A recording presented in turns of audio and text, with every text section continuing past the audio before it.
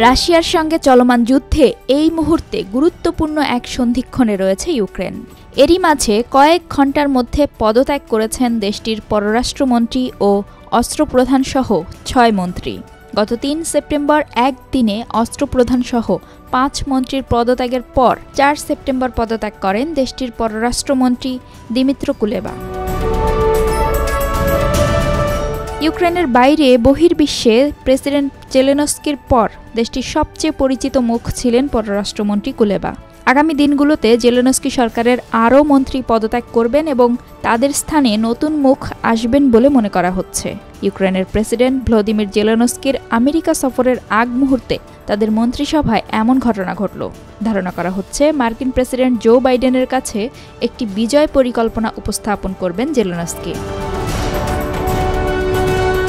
রয়টার্সের এক প্রতিবেদনে বলা হয়, ইউক্রেনে অস্ত্র উৎপাদনের দায়িত্বে থাকা কৌশলগত শিল্প বিষয়ক মন্ত্রী ওলেক্সান্দর কামিসিন ৩ সেপ্টেম্বর পদত্যাগ করেন। ধারণা করা হচ্ছে প্রতিরক্ষা খাতের অন্য কোনো ভূমিকায় তাকে দায়িত্ব দেওয়া হবে।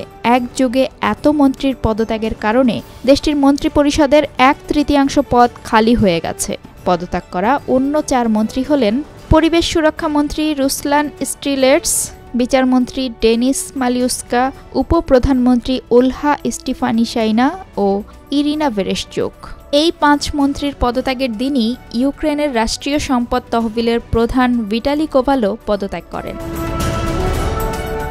গত ৩০ আগস্ট ইউক্রেনের বিমান বাহিনীর প্রধান লেফটেন্যান্ট জেনারেল মিকোলা ওলেশচুককে বরখাস্ত করেন দেশটির প্রেসিডেন্ট জেলেনস্কি। রাশিয়ার হামলায় ইউক্রেনের একটি F-16 যুদ্ধবিমান ধ্বংস হওয়া ও বৈমানিক নিহত হওয়ার খবর জানার একদিন পরই বিমান বাহিনীর কমান্ডারকে বরখাস্ত করেন প্রেসিডেন্ট জেলেনস্কি। গত সপ্তাহে যুদ্ধবিমানটি বিধ্বস্ত হয়।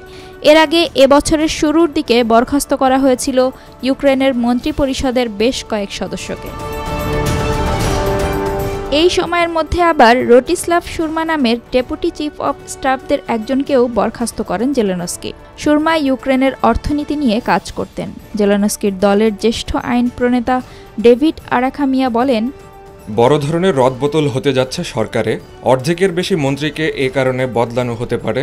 সামনে আমাদের জন্য বরখাস্তের আরেকটি দিন অপেক্ষা করছে, এরপর আসছে নতুন নিয়োগের দিন। ধারণা করা হচ্ছে যুক্তরাষ্ট্র সফরের আগেই জেলেনস্কি ও তার রাজনৈতিক ঘনিষ্ঠজনেরা পদত্যাগকারী মন্ত্রীদের পদ পূরণের জন্য উদ্যোগ নেবেন।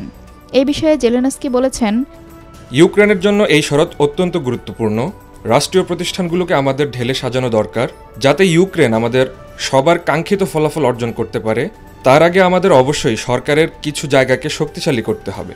এর মধ্যে বেশ কিছু পরিবর্তনের প্রস্তুতিও নেওয়া হয়েছে। পরিবর্তন আনা হবে প্রেসিডেন্টের দপ্তরেও।